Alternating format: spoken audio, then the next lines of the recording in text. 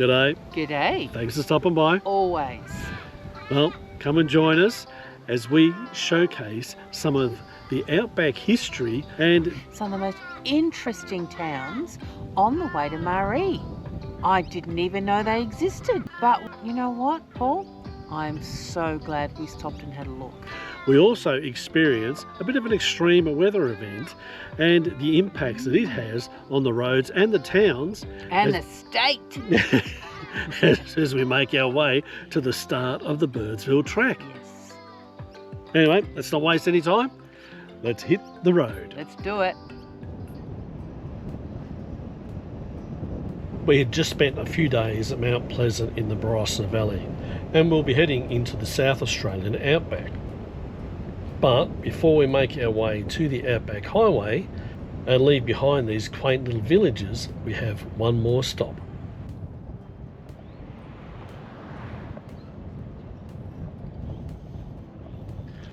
We've called into a little town called Greenock because it is the home of one of Wenda's favourite wines. I mean, I must admit, I enjoy them as well. Kalesk wines. Kaleske. Something like that. They're low sulphite and not many... Organic, minimalist, Yeah. intervention, all So- the good things. So they don't touch it up with all these bits and pieces. Yeah. Anyway, so we've come to this little winery here. Check it out.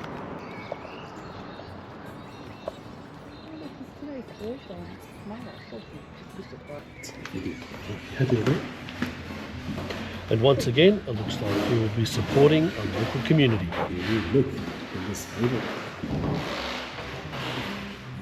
Whoa. Just been to the Kaleske winery. Did some tasting at 10:30 in the morning, for goodness sake. And what? 5 Look o'clock at somewhere. this. Look at this, Paul. What? Couple of bottles. Couple of bottles. There we go. Lovely. We've stopped at Tom Cruise Park in Waterloo for lunch. It's a bit overcast and drizzly, but not too bad.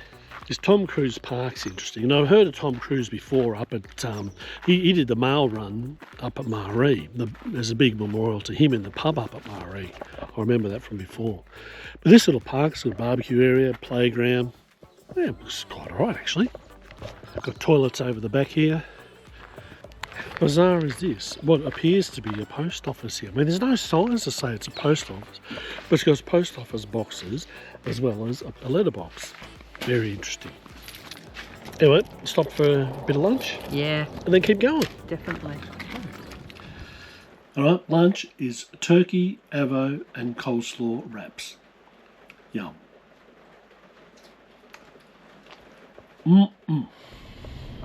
We got back on the road after lunch and we were very surprised to find that only a couple of kilometres up the road it actually turned to a dirt road. We weren't expecting this at all. So it looks like we've got about 6 kilometres to go to the Barrier Highway, and I'm pretty sure the Barrier Highway is a made road. So we've got about 6 kilometres of dirt road by the looks of it. Was not expecting this.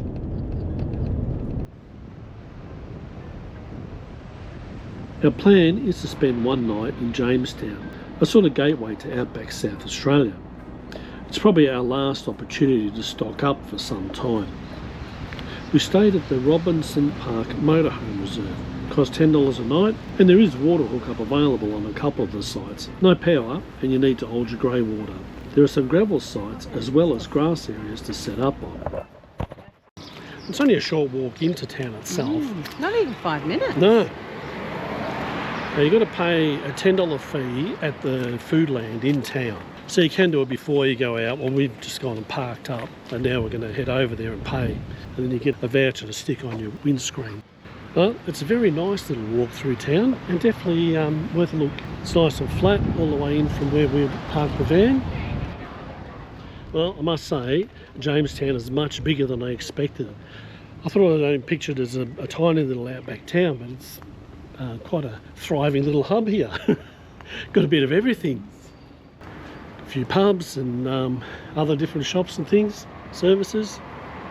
And although we do enjoy a pub meal, there are times when we're just as happy with a home cooked meal. Alright, so we spent the night here in Jamestown. What a ripper of a thunderstorm. If you love thunderstorms, this is the place to go. What a light show. Tell you, it was remarkable. So loud, and just one of the cracks was right over the top of our heads. Check this out.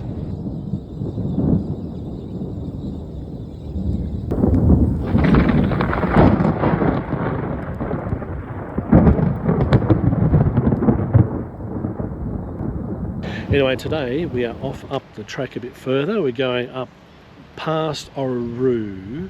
I can't remember the name of the place we're going to. We're going to check out some old town or something along the way. So, but this is apparently about the last place you get decent water to fill up. So I'm filling up the water tanks here. Mind you, it's a miserable day. It's just so cloudy and overcast and rainy. I'm getting wet. It's cold. I pulled my shorts out and my t-shirts, and I think I should have kept my winter clothes out. Anyway, so we're off up the road. I'm filling up the tanks with water, nice clean water here at Jamestown. Thank you, Jamestown. And oh, that one looks full. So we are going to head up the road. Overall, it's been a pleasant night here, other than the rain and wind and lightning. but it was fine staying here. But if it was nice weather, like we did walk into the shops yesterday while the sun was still out. And that was nice. I mean, it's very simple. Walk into town, have a bit of a look around. A couple of nights here. There's folks next to us are staying for a couple of nights. And yeah, it's a pretty good spot. $10 for the night. You can actually have access to water. I probably could have hooked up to the water and just run it through that. But I didn't bother, so anyway. Yeah, anyway, let's get on the road again and we'll move up to wherever we're going. Today, I can't remember what it's called, but up the road a bit. We ended up on the Outback Highway and were captivated by the Flinders Ranges as the backdrop. But then we started to see the impact last night's storms had on the roads. There were places where the mud had slid across the road, as well as places where there was water over the road.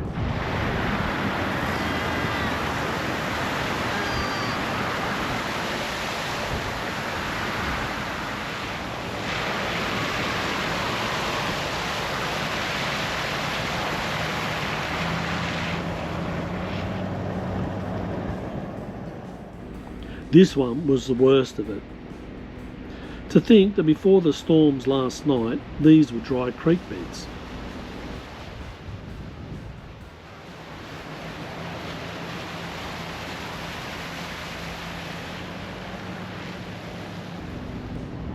The ruins of the Montpena Fettlers' cottages was on our list of places to check out as we made our way to Maree.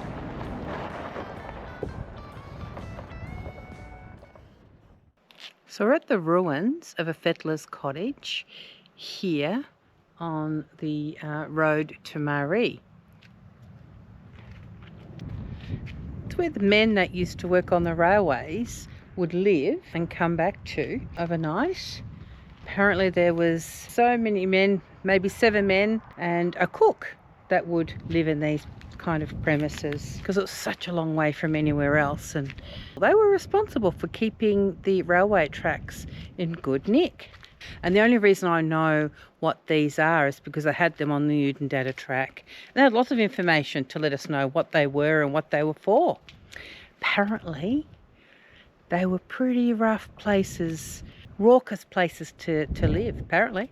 According to Wikicamps, you can actually camp here. There's absolutely nothing here. There's no toilets, there's no water, there's absolutely nothing here. So, except of course, for these ruins. But I tell you, the flies are rampant here. Just be aware, rampant. We had heard about a remote outback town that was pretty close to being a ghost town, Beltana. There are no shops within miles of this place and very little in the way of services. Beltana is a state heritage listed town and back in the late 1800s had a population of just under 400 people, but today it's down to about 30. There is a mix of ruins and restored properties here, and there is a campsite here too. Apparently all of the facilities are community owned and maintained by the Beltana Progress Association. The place still has most of the original stone houses and establishments in various states of repair. So I've got one night here at Beltana Historic Village on the Outback Highway. Interesting road in, but it's this old village with a whole heap of ruins around here, but there's also a lot of the places have been restored. There's people actually living in them as well. So I thought we'd go and have a bit of a wander around tomorrow morning. Tonight we're just going to get settled here. So this is actually a hip camp, and it's $30 for the night for us two, and you get this drive-through site. There's no water hookup, but there is potable water here that you can go and fill up at. It's got showers and toilets, and they're quite nice too actually. Rubbish bins, fire pits. You can't collect wood here, but you can bring your own wood in. I think you can actually order wood, so someone will drop some off to you. We haven't bothered to do that. We're just going to have our dinner tonight and then settle down and just enjoy the peacefulness of this here. All right, I'll get out of the wind, maybe that's a bit better. But we're the only ones here, and I don't imagine anyone else is coming in at the moment. It doesn't look like it, but it's certainly worth putting on your list if you're up this way, even if you just come in just to check the village out, not stay. Like if you're coming through, the road in was actually in quite good condition, a bit twisty and turny and up and down a bit. Because of the rains recently, there's a lot of rubbish along the road, over the road in certain places. But overall, we got in very easily, really. Tonight, we've got a pasta. I'm not sure what sort of pasta we're cooking tonight, but Wenda's got something. I think it's with tuna and one of those bought pasta sauces. Throw a few olives in it and a few bits and pieces. Try that together. Sit down. It's going to be a very nice night to sit here, I think. A bit blowy at the moment. Hopefully the wind dies off. I'll put the drone up in the morning. I'll look forward to seeing what that looks like. But yeah, it'd be great to show around this place and have a look. I'm keen to see it myself. But there we go, we've got dinner cooking. Starlink's up and running. We needed to get Starlink up because we've got to do a few things. Solar panels are up. I think I'm going to run out of sunlight soon, but it should charge the battery up enough for that. Now I must admit, with all the rain and the washouts that we've seen along the way, only up to the track, I'm beginning to wonder if the track is going to be passable. Be curious to find out when we get to Maree what the condition of the track is like. There's two things that I was watching out for. One, is it passable now and what's the condition like? And two, is there any rain forecast in the next few days? I mean, it'll only take us 2 or 3 days at the most probably to actually do the track up to Birdsville. But we don't want to go up there and take a chance. If there's looks like rain in the next couple of days, we'll probably just do it in one day just about. But if we can, we'd like to take our time a bit more. See how we go. Anyway, for now, we're still enjoying Beltana Historical Village.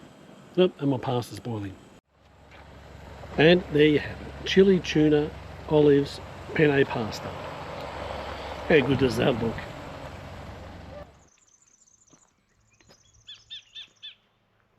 Well, it was a very peaceful night here last night at Beltana Historical Village. We're the only ones here, and it was so peaceful and quiet. Oh, well, it's lovely. That moon, how nice was that? Oh, yeah. The sky, it was just a beautiful night to be here. It's a pretty special place, isn't it, really? It is, yeah. So we're going to go and have a bit of a look around this morning and check the place out, because we haven't seen it yet. So all the houses are privately owned here. Yeah. And each person is responsible for their own one. Plus there's a community group that gets involved with it as well. So apparently there's about 55 people who actively support this village. And there's 30 of those actually live on site in the properties here. Be a fascinating way to live, I reckon.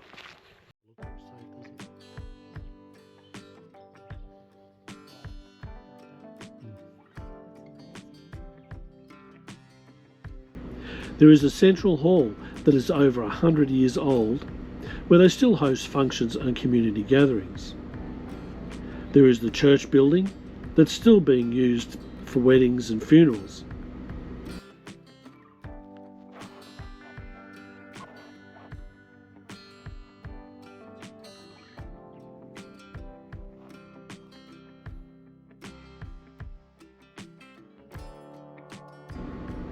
The nearest shops and services for the folks who do live here are at Lee Creek, about half an hour up the highway.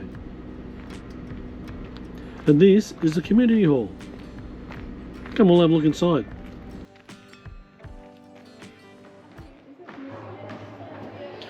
So this is basically the community hall, and apparently they regularly have functions here, and the community gathers around and has meals together and enjoys time together. The artwork on the walls is all around the local artists and the Flinders Rangers. There's a whole heap of it around the place, as you can see. There's also the cellar over here, and there's some steps down to it. Oh, there's big steps. And then down here, we actually have more art collections. And oh, gee, I tell you, you notice how much cooler it is down here than upstairs. So this is probably the place to be. I see why at Cooper Peter they build houses underground. Apparently all this artwork has been donated by one of the community members who passed away and actually left it to the Biltana community. Here is an Afghan tank. From memory, is a tank that the Afghan cameleers built so that they had a supply of water as they came through. Pretty amazing, really. Good idea. They build the tank, and there's a pipe that comes across here and fills up the trough. I'm imagining that's probably for the camels. Pretty cool. We thought we would call into Lee Creek on the way through to see what shops and services the folks from Beltana had access to. Since the late 1980s, Lee Creek's population has dropped from about 2,500 to less than 250 people. Right, so I stopped into Lee Creek shopping centre. I say that loosely for a bit of a look. It looks very quiet, so I don't know if there's going to be much in the way of activity here. Interesting town. It used to be part of the mining town, and the mine closed down, but there's still a heap of people live here, which is interesting. They got the shopping centre. I'm going to have a bit of a look. Now I'm not sure if this was ever a vibrant hub, but it looks like it used to have a fair bit of activity, and just now it's just a bunch of empty shops. The only thing that seems to have anything in it is the Foodland supermarket, which is only open for limited hours anyway. But apart from that, there's very little here. Almost feels a little eerie walking around here actually, with nothing around. So you've got Lee Creek Visitors Information Centre, but there's nothing in there. Well, this looks like a bit of fun. Alright, give us a smile. Then a little further along the Outback Highway, we called in to check out the ochre pits, a very important site for the local Aborigines. It's about 1 kilometre off the highway along a dirt track. Well, that track in was a little bit rougher than expected. Anyway, we're here. We made it to the ochre pits. So according to this very faded sign that has fallen off, ochre has many uses within the Aboriginal society, including trade, ceremony, such as body painting, ornaments, mixed with animal fat and used to kind of decorate tools and keep them in better condition for longer. Medicine. Some Aboriginal groups apparently use ochre for medicinal purposes, usually directly placed on the wound or the ailment, or even swallowed. Art and burial. Amazing. The ochre quarried here is traded with other groups of Aborigines who live hundreds of kilometres away. Well, Paul, that was a bit of a challenge getting in here with the van. It was, wasn't it? Yeah, it really is. It reminds me of the treks on the Cape and Arnhem Land. Be aware that if you do come up here, that the track in is challenging. It's been a while since it's been graded. Be aware. But I'll tell you what, was it lumpy and bumpy? Yeah. But I'll tell you what, how amazing was that site? Oh, worth a visit. Yeah, definitely worth a visit. A trip along the Outback Highway in South Australia would not be complete without a visit to the abandoned town of Farina. I tell you what, the amount of abandoned towns out here says something about the harsh conditions. We have arrived at Farina. Yep, about 40 minutes south of Maree. Yeah, a town that we've been to before, but we didn't stay last time. So Farina is a historical ruins, really. Yeah, go and have a bit of a look at them tomorrow before we leave. Definitely. But for tonight, we're here at the campground, $20 for the night. It has flushing toilets, there's showers, and they're warm. Yep. Oh, are they warm? Yeah, you got the donkey boiler there. Oh, yeah, okay. So it needs to be primed, otherwise you have a cold shower. Do you know how cold can it get here? Seriously. It's been pretty warm. It's been pretty warm, hasn't it? Like, yeah, I don't know. The only downside has been the flies. Oh, Goodness, they have been thick as. They really have. The other thing about this place here is that we've got 3 bars of 4G on Telstra. So Winter doesn't have anything on Optus, but on Telstra, it's actually quite good. Anyway, here we are, Farina for the night. Yes. So let us show you around Farina. Well, this is our setup for the night. Nice little spot. We managed to get it quite level, which is good. And the toilets are just over the back here. So they're not even too far away. So I did have a shower here this morning. I didn't light the fire to warm up the water, but you know what? I don't think we really needed to. Showers are nice and clean. It was really, really lovely. It wasn't too warm. Wasn't too cold either. I mean, up here in the outback, the water gets too cold anyway. There's a walking trail here called the Wells Walking Trail, so I'm assuming it leads to Wells. Fortunately, there's a well just inside the first few steps of it, so might go check that one out and see if that's worth pursuing any further. These wells were intended to provide a year-round water supply, with the water from the timber well being transferred to the stone holding tank and then pumped up to the steel tank to be gravity fed into the stock troughs.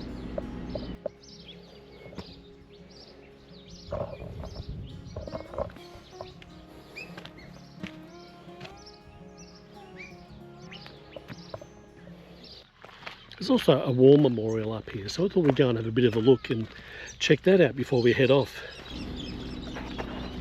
This memorial is a tribute to those who lived here in Farina and served in our forces.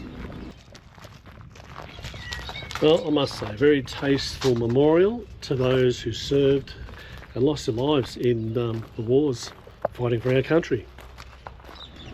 Well, Paul, I must admit that the campground was so much more than I expected. Yeah, it was good, wasn't it? Yeah, it really was. Yeah, I mean, surprising. I was surprised. Yeah. The last time we came here, we didn't come down to the campground. We just had a look at the town. Had a good look at the town, but we decided not to even bother with the campground. But I'll tell you what, it's worth the stay. Just out of the town, not far at all.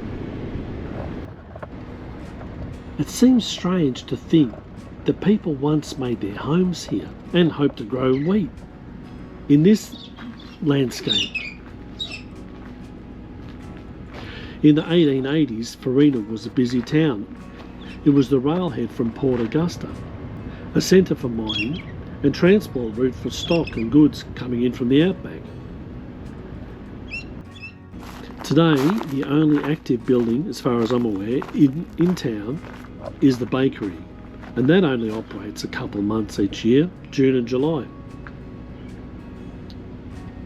It really is a remarkable place to visit, and reading about the town's history and the endurance of the people who tried to make it work.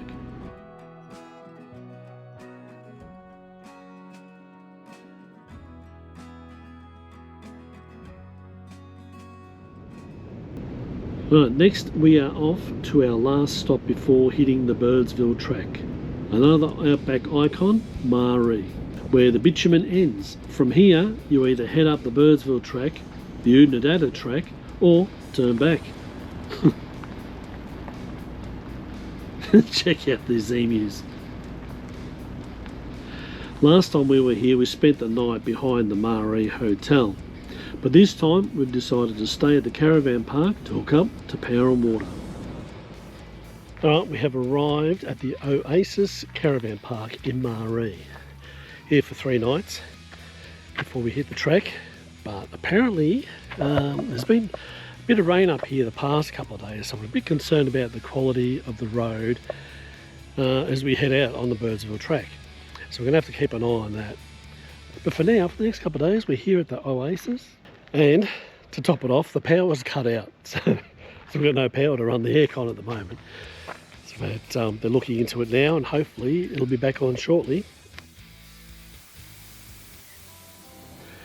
Alright, so we're all set up here in Maree for the next couple of days. Yep. The power's back on. And the aircon is working. Thank goodness for that. Yay! Hopefully you can come and join us next time as we hit the Birdsville Track. Ooh, we're here finally. Thanks for stopping by. Bye for now. Bye.